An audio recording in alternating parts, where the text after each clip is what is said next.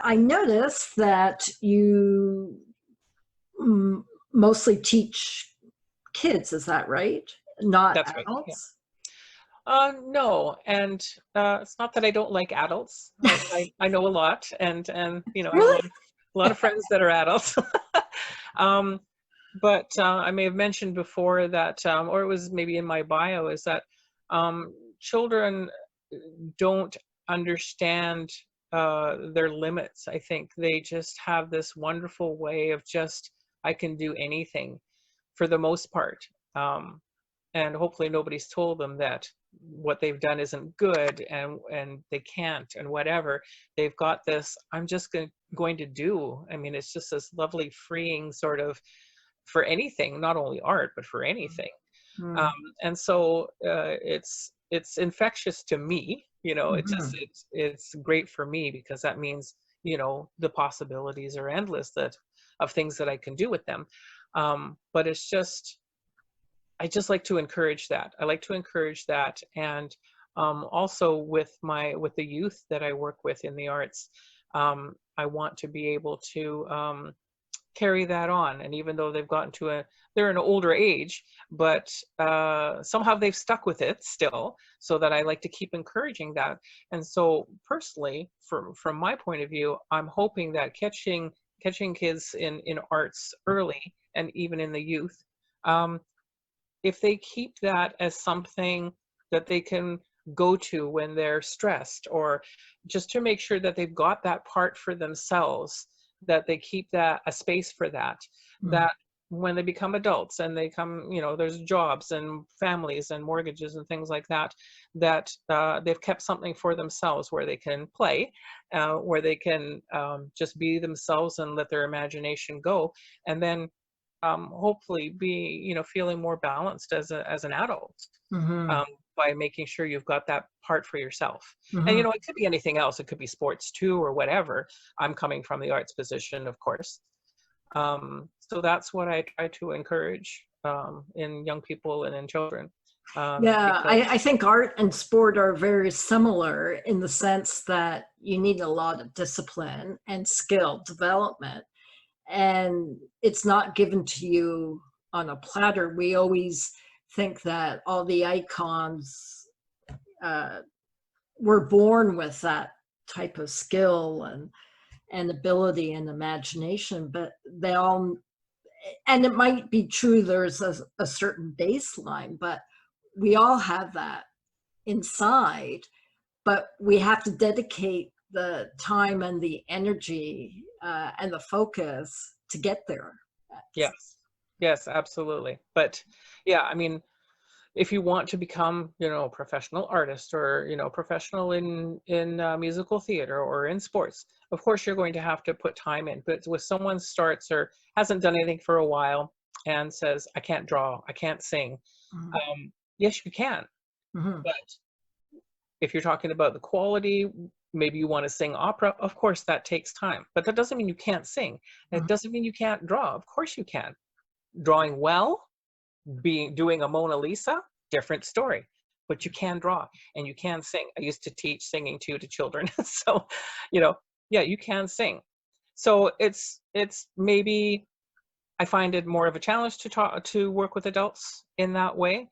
But I just feel like I just want to be able to encourage and share with children at a younger age, because I think you want to instill it in them when they're young, and Mhm. then maybe then you have more of a chance of the carrying through to when they are adults. So yeah, that's why I like working with young people.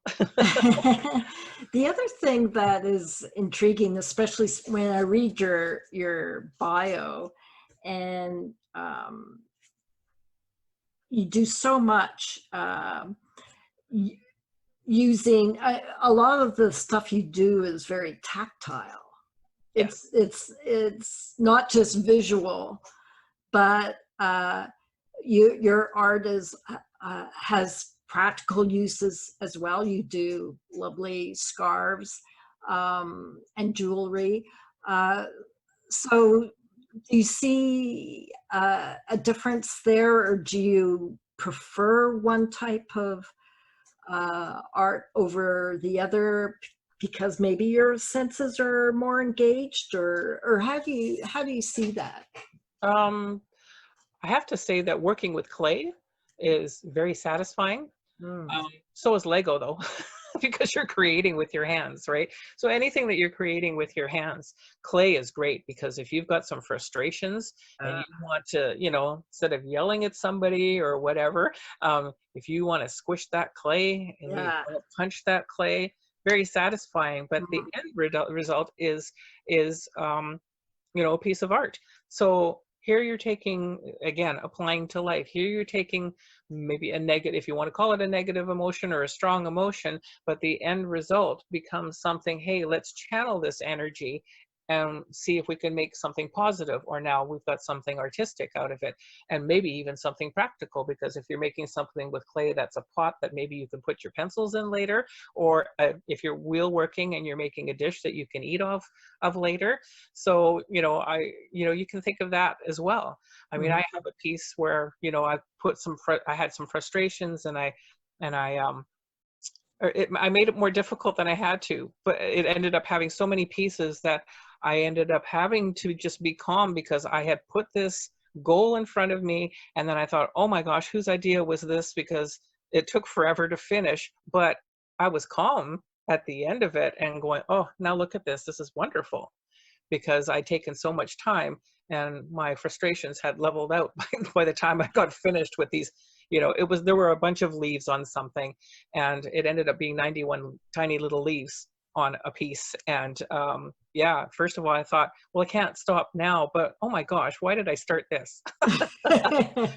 But I was calmed down at the very end of it because you had to be. I had to place them all. I had to finish it because I had a plan, right? So yeah, And it's that nice raises to a really work. good point because it can be play, but play can be challenging at times. Yeah, It's not to absolutely. say it's all unicorns and And rainbows. Yeah, rainbows. It yeah, has its trials, right? yeah.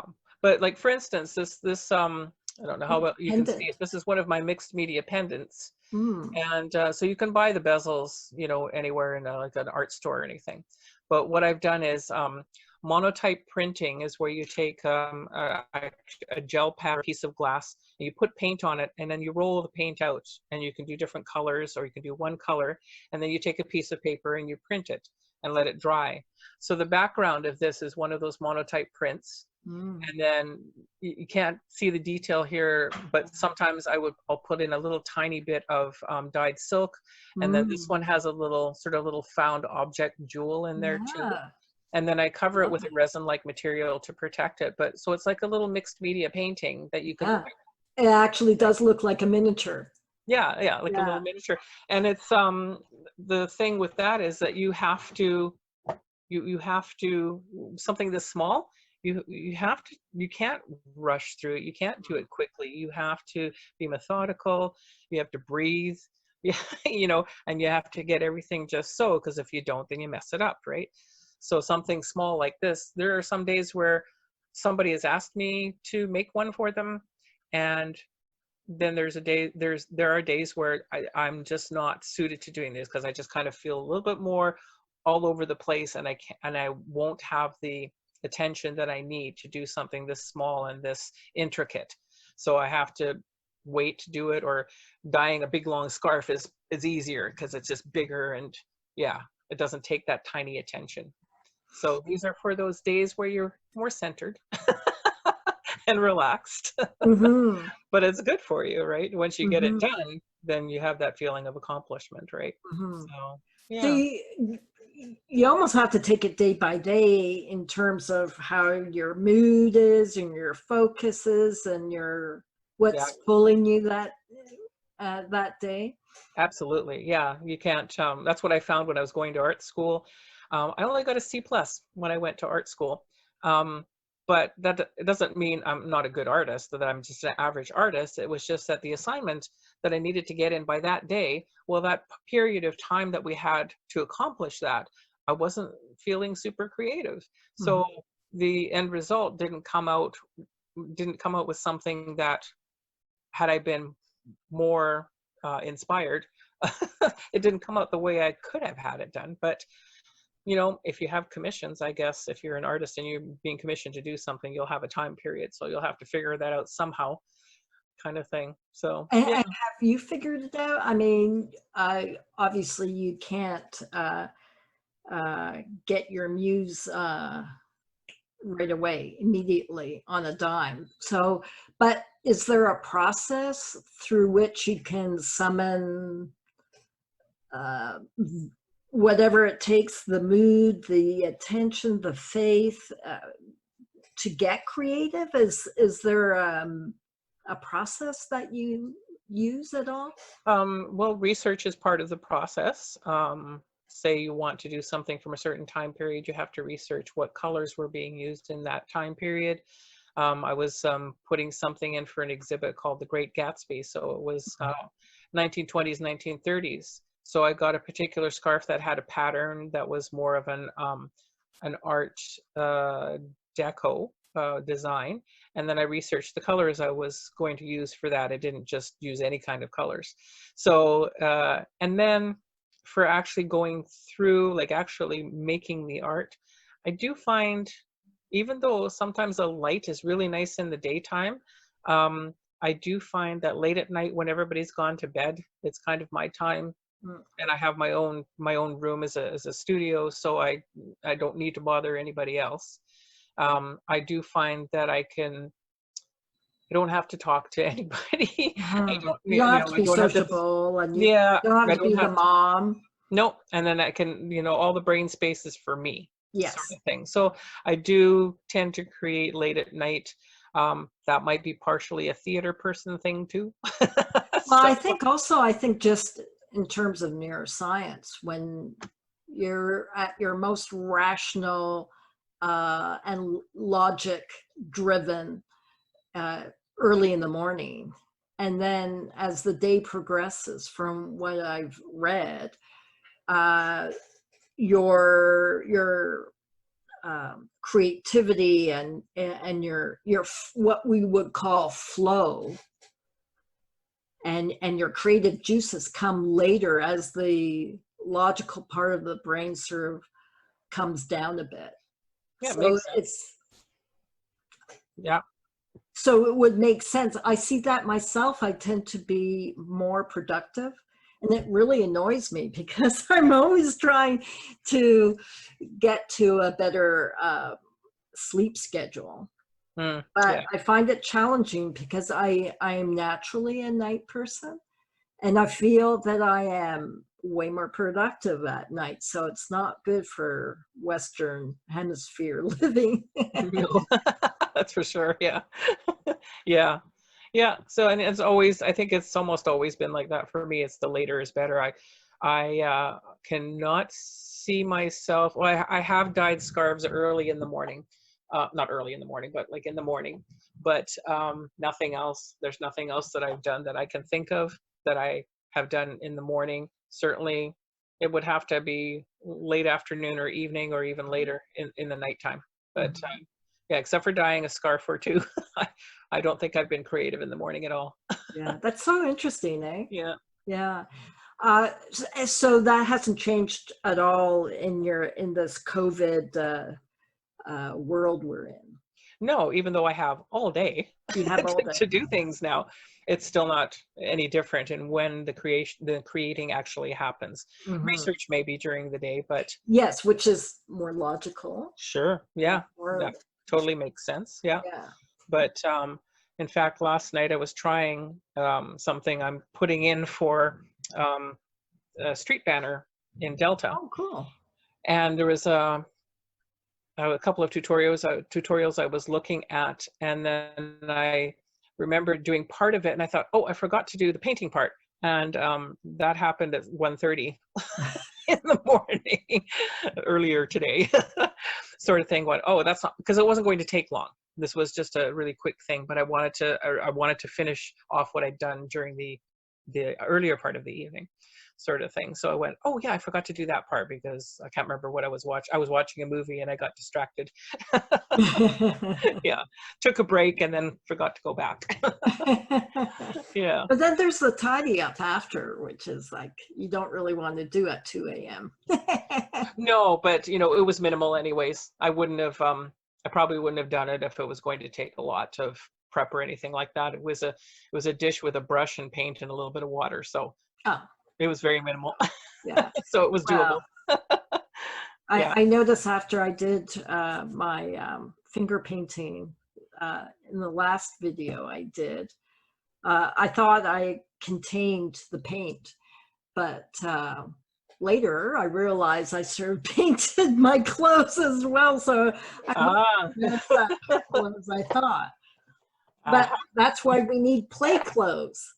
we do. Yeah. I have a painting shirt. So as soon as I put the or crafting or whatever, my art shirt, if I put the shirt on, then my husband knows that I'm what my plans are for the day. Well, and that's a good too. It's like a uniform, right? It is. It's a step towards this is you're Yeah, getting into that mode, right? So exactly. yeah. It's very useful. It's like you said before, it's like putting on your sneakers and workout clothes. Yeah. It's your first step to saying this is what I'm going to do, and I'm dedicating the time to it. Yes. Yeah. Putting that one So foot in front of the other. yeah, Yeah. exactly.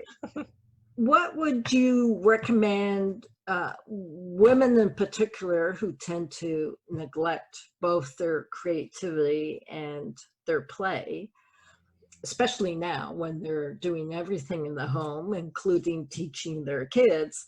Um, what would you recommend them to do to jumpstart their creativity and their play and work it into be a part of their day-to-day? Well, I mean, one thing that I did with my teaching and with, you know, working in daycare and as a nanny for 15 years was doing it with them. So if you have children, you know, bake with them, do art with them, like do everything with them. Why should they have all the fun, right? Exactly. So it's been my excuse for um, being childlike, not childish, childlike, in many more occasions than most adults would think to do. So definitely get involved. Do the art with your kids. Don't just say, here's the art and then go off and do something else. No, do it with them. They'll love it. Um, you know, even one, I remember doing one thing with my kids too, is we did face painting on each other. Did face painting on them. And then I gave them each a section of my face. I have three girls, and they each had a section that they could do. And then we all went out shopping like that. Did you really? Yeah, and I just went, I'm going with whatever they put on me. Wow, that's So, awesome. and of So, course their face paint was just as out there because, you know, I didn't want to be the only one with face paint out there. But it's like, whatever, we're having fun together, not hurting anybody. Who cares, right? Kind of that's thing. fantastic. I Yeah. love that because it's really putting yourself out there Mm-hmm. and accepting yourself as who you are, not giving a damn what anybody else thinks. Yeah. It also makes a statement, right? Yes, absolutely. Yeah. Absolutely. But yeah, so if you have children, do it with them, you know, do Mhm. it with them as much as possible. Um, and like I said, and baking too. Baking's food art, Yeah. right? So you want things to look good too, you know, as well as taste well. But yeah, so do it with them.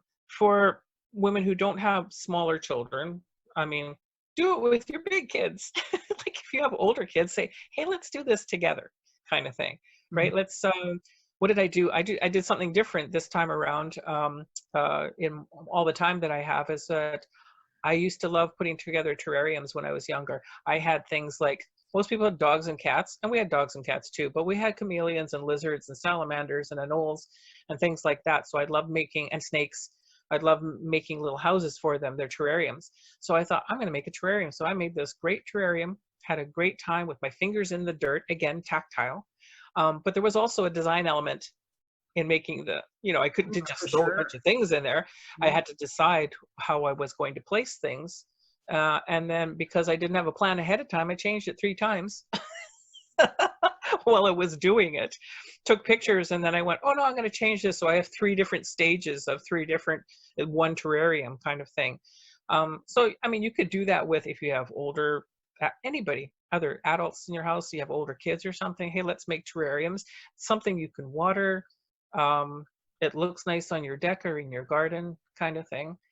And then I guess now, I mean, we could do things like online together.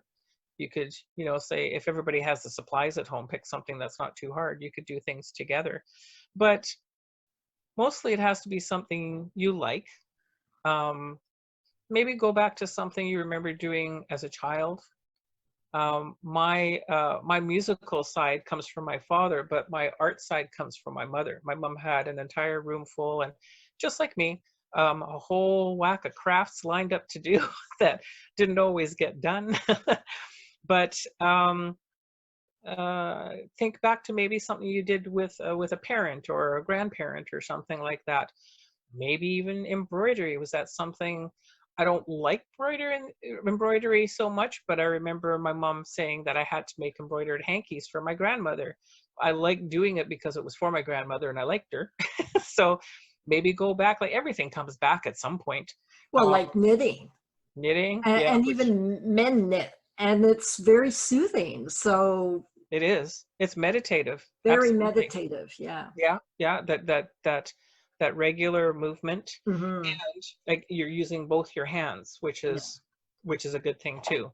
It's nice Absolutely. about like playing piano or working with clay. You're using both your hands, right? And And that's both important. hemispheres as a result. Yeah. Exactly. I was reading something about if you're if you have your dominant hand, use your non-dominant hand to do things as much as possible. So I've been trying to text with my left hand. I've been trying to do as many things, eat with my left hand, and do more things with my left hand to feel balanced. Hmm. And it's Yeah. also interesting little trivia. South Korea, when it first dealt with COVID-19, they actually instructed South Koreans to use their non-dominant hand whenever they touch a surface, like a door handle, a railing, uh, um, a pole in a bus, uh, a countertop in a store, because you're less likely to touch your face with your non-dominant hand. And it never occurred to me until I read that, and I started sort of paying more attention to, my little tics whenever I touch my face. And it's true, you do it You with your do, yeah, amazing, primarily. isn't it? But how clever to have suggested that. That's great. It's fantastic. And at the Yeah, same time, you're developing all these new neural for pathways. So it's sure, for actually really sure. healthy for the brain. Yeah, good thinking. I like to Yeah. hear that kind of thing. So, Mm. yeah. But yeah, it's to go back to, and maybe this is the thing with adults. Often we think we can't do anything, we can't be creative. Well, we can. We can always be creative. If like I say, you don't need to be doing the Mona Lisa. No. Just as long as you like it and you enjoy doing it. And it can be, it could be anything. Even if say you're great at baking, you like doing baking, but you don't think of yourself as an artist. Use that salt dough thing that we used to do, that we learned in school, where it's like, was it a quarter salt and 3/4 flour and some water, and you can bake those things low oven, and then just paint those for fun. Just Mhm. like make fruit and vegetables and things like that, and just paint them for fun. Because then it's kind of like food art again. Mhm. So you can do that, or even flower arranging. That's an art too. Mhm. So it doesn't have to be painting, it doesn't have to be drawing, that kind of thing. But even flower arranging, you can read about flower arranging. There's certain rules about 2/3 this way and 1/3 that way. I don't know the exact things, but in a flower arrangement, or just whatever you like kind of thing, flowers in your garden and arrange something Well, sort I of think thing. that's what So raises a really good point, is that we tend to put ourselves in in boxes, and we see art as being very defined and And it unattainable. and unattainable, when Yeah. it can be, as you say, it can be arranging flowers or arranging a pretty table or home decor. I mean, or just gardening, just Yeah. creating a beautiful indoor outdoor space. Yeah. That's all art. Yeah, it is all art. If you want to do, if you have people around that'll let you do their hair, if they've got long enough hair that you can try different hairstyles. Especially That's important now. Yeah, exactly. Getting easier to find people with longer hair, right? That's right. So yeah, so for sure. I mean, that's an art in itself too. I Hmm. mean, I learned how to French braid and do inverted braids and other things too, because my daughters and myself, we all had waist length hair at one point in time. And so it was fun in the morning. So, but for me, it was one of those things where I connected physically with my daughters with Yes. doing their hair. Yeah. It was a practical thing because they often had dance classes afterwards, so that I didn't have to do their hair anymore. And also, it was fun to make these different designs. So it was like three different things in one. Hmm. Um, and even though sometimes my daughters ask me now to French braid their hair, it's hard for me to do because I have arthritis in my fingers, but I will do it anyways because they asked me. Oh, for sure. I mean, Yeah, it's that unique part of your relationship with them. yeah, And it's so yeah, sweet that as adults, they would still ask for that. yeah, yeah. Like Sometimes I don't special know. mom time. Yeah, and I don't know, sometimes they're pretty clever. I don't know sometimes if they're just doing that for me, and I don't care because I love it. So maybe they're just smart enough, like if I ask my mom to do my hair, I know she'll be happy in doing that, and it gets it out of my face. And of course, it's easier to French braid someone else's hair, right, Mhm. kind of thing. So I think sometimes they might be. I think my oldest one might have done that once, just to be clever and just let me do it because she knew I'd like it. So there's lots of ways of being artistic. I mean, Mhm. it doesn't have to be a paintbrush and a pencil. Mhm. And if nothing else, if you like music and you want to use just a pencil and a piece of paper, you don't have to have art supplies even. This is one thing I would do with my 5 to 10-year-olds in our musical theater class. I would teach the singing part of the musical theater class, and then there was a choreographer that did the rest. And at the beginning of the year in September, I would give them all a piece of paper. I'd turn down the lights and I would put on a piece of music, likely classical music, that had a lot of, sort of ups and downs, sort of quiet times and noisy times. So it was a varied piece of music for about 3 to 5 minutes. And I just have them draw something. And I said, this is a drawing for you. You can show it to other people if you want to, but it's not a drawing where I'm going to look at it and say, yes, that's good, or it's not, because it's coming from inside you. And whatever is coming from inside you and coming out through your hand, and that lands on the paper, then that's your creation. And I would do the same piece of music at the end of the year in June, and I would put it in their folder so they could see, look at the two different creations, because often they were, most likely they were always different. But so they could just look at it, and it was just for themselves. It wasn't a task, or something that they had to do, but it was just something to just, what do you hear and what does it come out of you as? Because that has part of the telling the story that we do in musical theater. We do it with dance, we do it with facial expression, we do it with our voice. Um, and so that part was, how do you interpret that piece of music just in your way, before we start 8 months or 10 months of telling you how to do it our way, sort of thing. Um, how do you translate this music through your own self, your body, your soul, your mind? What does it look like coming out of you? So giving them a chance to express themselves the way they want to, before we say, okay, and this is how you're going to do the dance, and this is how you're going to sing this song, sort of thing. We're going to start off with, express yourself the way you express yourself. Mhm. So I always thought that was a valuable and interesting. For me, it was fun. I did it too. I laid down on the floor with them too and did the same thing, and kept mine. And I did one at the end of the year. And you didn't have to compare. If you wanted to show it to someone, you didn't have to. You could pop it right in your folder after, not show anybody if you wanted to. It was just for you. So Anybody can do that. Put on a piece of music you like, put on some headphones, sit in the sun, sit in a, a darkened room, whatever's your comfy thing.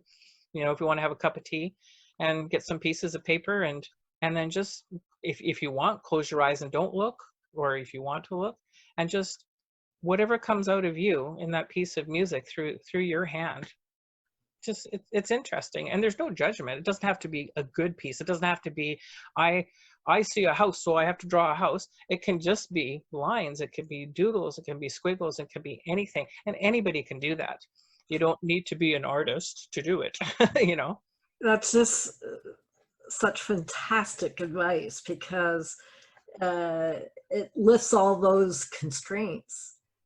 Yeah, there shouldn't We be. don't have to make it anything, or No. it can be, but we might be the only ones who understand it. That's fine too. Yeah, and you never have to show it to anybody. Yes, no one says you have to put it on your wall. No, Yeah. but if you want to share it, sure. Yeah. Absolutely. If you want to share it and share the technique with somebody else, absolutely. But this is purely for yourself and for your enjoyment, and just to see what other parts there are of you. Like, this isn't the part that's logical. This isn't the part that plans dinner. This isn't the part that works from home. This is just whatever comes through you, and it's unique to you. Mm-hmm. So, and if you want to color it in later, fine. If you want to frame the thing, great. So it's totally up to you what you want to do with it, but it is for you. Yeah. So, yeah. Amen. Yeah.